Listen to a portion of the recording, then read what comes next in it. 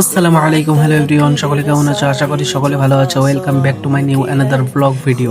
আজকে 17 নম্বর রোজা। এই ভিডিওতে দেখতে থাকুন সারাদিন কি কি করলাম। সেহরির সময় অ্যালার্মের আওয়াজ শুনে ঘুম হয়ে গেল। দেন হাতে ব্রাশ নিয়ে কলে চলে গেলাম ওযু করার জন্য।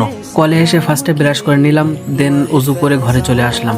ঘরে এসে হাত মুখ মুছে সোজা রান্নাঘরে চলে গেলাম। রান্নাঘরে গিয়ে সেহরি করে আবার ঘরে চলে আসলাম। সেহরি করে রুমে এসে দুটো খেজুর খেয়ে নিলাম, কারণ সেহরির সময় খেজুর খাওয়া সুন্নাতে রাসূল। সেহরি খাওয়ার পরে ফজরের নামাজের ওয়াক্ত হলে ফজরের নামাজটা পড়ে নিলাম। তারপরে ফজরের নামাজ আদায় করে শুয়ে পড়লাম, কারণ রাতে ঘুম হয়নি, সেই জন্য একটু ঘুমাবো তাই। দেন 9:30টার দিকে ঘুম ভাঙলে বাইরে চলে আসলাম। ঘুম থেকে উঠে বাইরে এসে দেখি হালকা মেঘ করেছে আকাশে।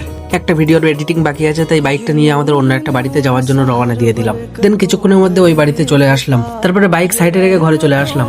ঘরে এসে ভিডিও এডিট করে আপলোড করে বাইকটা নিয়ে আবার বাড়িতে চলে গেলাম। তারপরে জোহরের টাইম হয়ে যাওয়ায় গোসল করে জোহরের নামাজটা আদায় করে আবারও শুয়ে পড়লাম।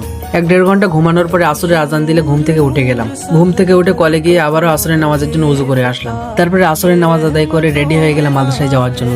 দেন রেডি হয়ে বাইকটা নিয়ে মাদ্রাসার পথে রওনা দিয়ে দিলাম। তারপরে কিছুক্ষণের মধ্যে আমরা মাদ্রাসাতে চলে আসলাম। এটা হচ্ছে রামেশ্বরপুর দারুল উলুম মাদ্রাসা। নিচে থেকে বেকার সময় নষ্ট না করে সোজা ছাদে চলে আসলাম।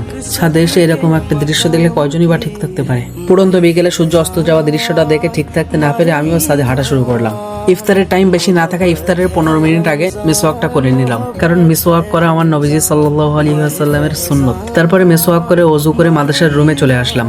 এখানে এসে দেখি মাদ্রাসার ছেলেরা ইফতার নিয়ে বসে পড়েছে, তাই আমিও একটা ইফতার নিয়ে বসে পড়লাম। দিন ইফতার খাওয়া শেষ হলে আমরা আব্বুর রুমে চলে আসলাম। তারপরে আব্বুর রুম থেকে সোজা মসজিদে চলে গেলাম। মসজিদে গিয়ে নামাজ আদায় করে বাইরে চলে আসলাম। বাইরে এসে হঠাৎ করে মনে পড়লো যে প্রতিবাদমূলক ভিডিও শুট করতে হবে, সেই জন্য আবারও আব্বুর রুমে চলে গেলাম। ভিডিও শুট করতে করতে এশার আজান দিয়ে দিলে মসজিদে চলে গেলাম ওযু করে।